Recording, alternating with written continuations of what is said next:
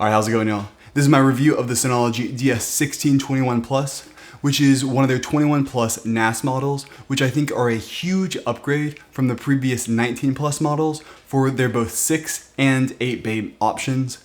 And before we get started, I'm just going to tell you that I think this is an awesome NAS, and I think it's a huge upgrade, and for most people is a very valuable upgrade if you're looking for a higher performing NAS than one of the 19 Plus models. But it is not for everyone for one specific reason, and that is Plex. But I'll get into that a little bit later. Alright, so first off, a quick disclaimer. Synology sent me this, as well as everything in it, the network card, the SSDs, everything, for free, though I do have to send it back. Though this is a completely unbiased review, there's no deal of, hey, you only get this if you talk good, they don't get to see it before I post it, or anything like that. Alright, so first let's start off with the hardware. As you can see right here, it's got 6 bays for 3.5-inch hard drives, and it's got 2 internal slots for M.2 NVMe SSDs, which are stored right here. It also has an expandability slot in the back, which is a PCIe card, which you can put in additional NVMe slots, or 10 or even 25 gigabit networking cards in there. And it's also got 4 gigabit LAN ports on the back. The fans on it are quite large and honestly very silent.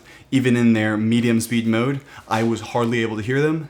And it's got a built-in power supply, which means you only need the adapter to be put in there, which cleans up any kind of mount a lot better. Furthermore, it's got 3 USB 3 ports and 2 eSATA expandability ports. That's what makes it a 1621 Plus instead of a 621 Plus, as you can use 2 5-bay expansion units. Though quite honestly, I don't know of anybody who really uses those. I think Synology mostly adds them in there to increase the numeric value from 6 to 16 in their product naming. Then once you get under the hood, you can put in 2 up to 16 gigabyte DDR4 ECC memory slots in there for a total of 32 gigabytes of officially supported memory, which really helps speed up any NAS unit. And it also has a very powerful quad-core AMD CPU. And that CPU is honestly the center of why this is such a big upgrade compared to the 19 Plus NAS units that were 6 and 8 bays. It is a huge upgrade in both CPU and also those NVMe SSD slots, which can really make your NAS a much more powerful unit, especially if you're somebody like a video editor, where you can have 6 spinning disks of data in here, and all being able to be accessed ultra quickly with ultra low latency if you've got NVMe SSD read caches in there. Because most time when you're on a project timeline, it's scrubbing through the same files over and over and over again.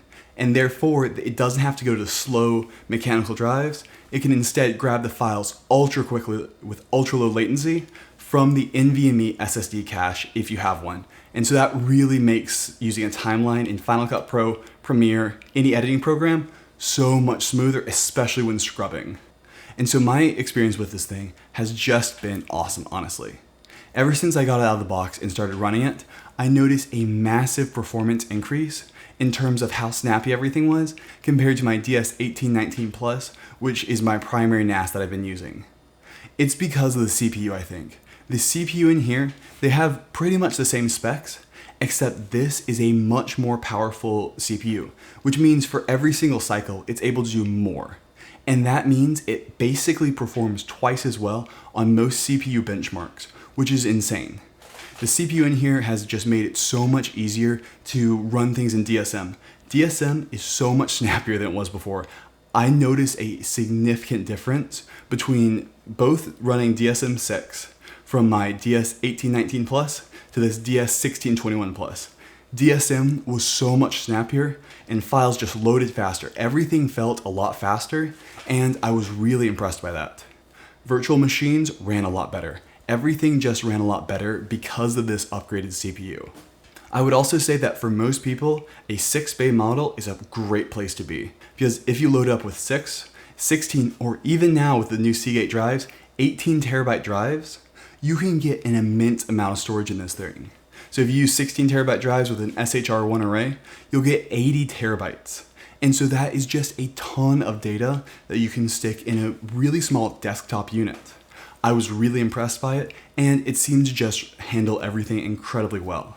Then because of that PCIe expandability card, you can upgrade this thing to 25 gigabit networking, which if you're something like a video editing house, you could pretty easily handle multiple 4K editors all hitting at the exact same time, especially if you had an NVMe cache in there.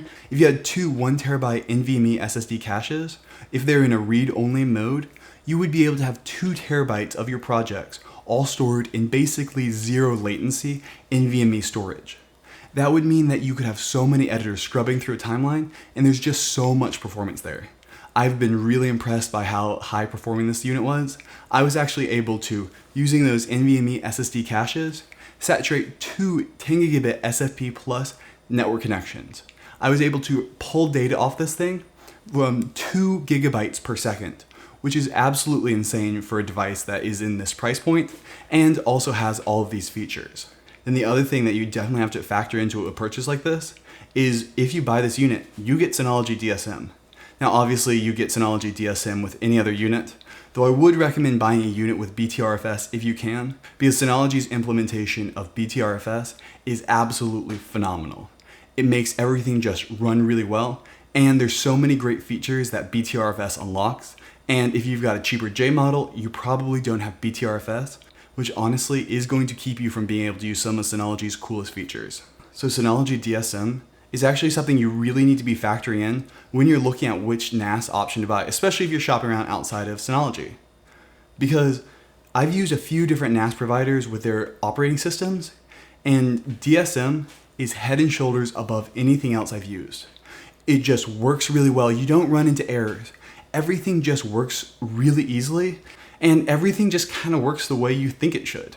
It is an amazing operating system for a NAS and just makes specifically backing up your NAS and other file systems so easy. Active Backup for Business and Hyper Backup are 2 of the easiest and best to use backup applications that I've seen. Also with Synology Drive, essentially replacing Google Cloud makes it so easy, and it is really intuitive to use. Quick Connect makes everything easy to set up. I have just been very impressed with Synology DSM, especially as I've used other NAS options, which just do not have the level of polish nor the features that Synology DSM has. So honestly, this unit, I think would serve almost everyone perfectly, except for one group: Plex people. People who expect to buy this unit to use as a Plex server are going to be disappointed compared to the cheaper Play models. This is using an AMD chip, which means there's no way to use Intel QuickSync on an AMD chip. So that means you are not going to get great Plex transcoding performance. Obviously, if you're direct playing, you're not going to notice a difference. It's going to handle just about whatever you can pull off of it. But if you're trying to transcode Plex streams, you're going to get about 2 1080p streams, and that's it. Then 4K is just not on the table at all.